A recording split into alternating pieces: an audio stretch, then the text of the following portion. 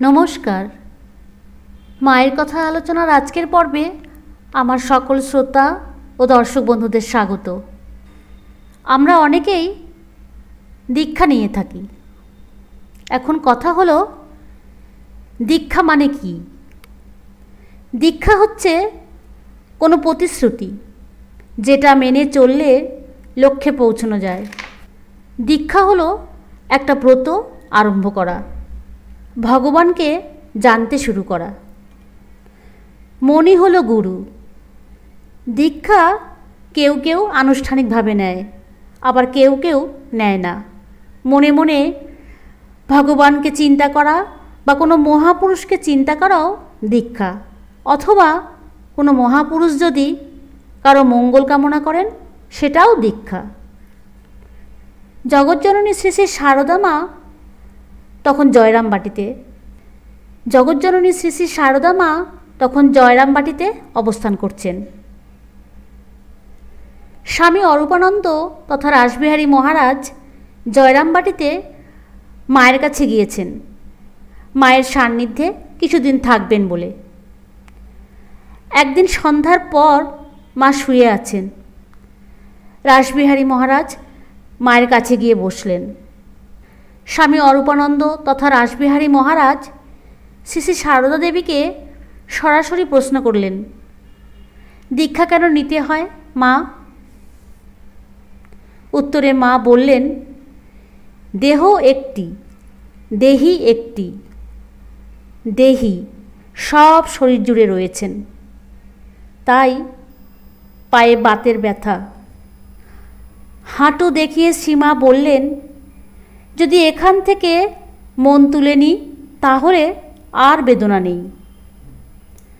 রাসবিহারী মহারাজ মন্ত্র দীক্ষার কথা তুলে শ্রীমাকে প্রশ্ন করলেন, আচ্ছা মা, কী কারণে মন্ত্র নিতে হয়? মন্ত্র জপ না করে কেউ যদি মা কালী মা কালী বলে ডাকে, তাতে হয় না মা? উত্তরে মা সারদা বললেন, মন্ত্রের দ্বারা দেহ শুদ্ধ হয়। ভগবানের মন্ত্র জপ করে মানুষ পবিত্র হয়। নারদ বৈকুণ্ঠে গিয়েছেন, বসে ঠাকুরের সঙ্গে অনেক কথা কইলেন। নারদ যখন চলে গেলেন, ঠাকুর লক্ষ্মীকে বললেন, ওখানে গোবর জল দাও। লক্ষ্মী ঠাকুরকে জিজ্ঞাসা করলেন, কেন ঠাকুর? নারদ যে আপনার পরম ভক্ত, তবে কেন এরূপ বলছেন? ঠাকুর বললেন, নারদের এখনও মন্ত্র নেওয়া হয়নি। মন্ত্র না নিলে দেহ শুদ্ধ হয় না। অন্তত দেহ শুদ্ধির জন্য মন্ত্র গ্রহণ দরকার। দেহ মানে মন। মনে যেসব অশুভ চিন্তা, বাজে চিন্তা আসে, সেগুলোর জন্য দেহ মন অশুদ্ধ হয়।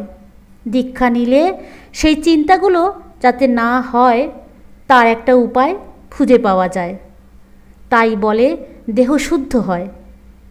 ভগবানের চিন্তা করলে বাজে চিন্তা থাকে না। বৈষ্ণবেরা মন্ত্র দিয়ে বলে, এখন মন তোর।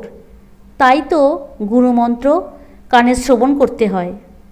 জগৎগুরু মন্ত্র দেয় প্রাণে, মনেতেই সব। মন শুদ্ধ না হলে কিছুই হয় না। নিজ মনের কৃপা হওয়া চাই। মন্ত্র দীক্ষা সনাতন ধর্মে ঈশ্বর লাভের প্রশস্ত পথ। শ্রী শ্রী ঠাকুরের কথায় সারদা সরস্বতী।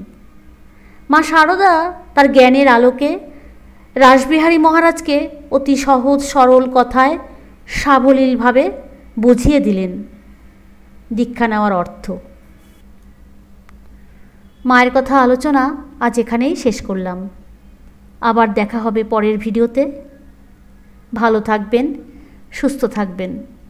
আর ভিডিওটিতে লাইক, শেয়ার ও সাবস্ক্রাইব করবার অনুরোধ রইল।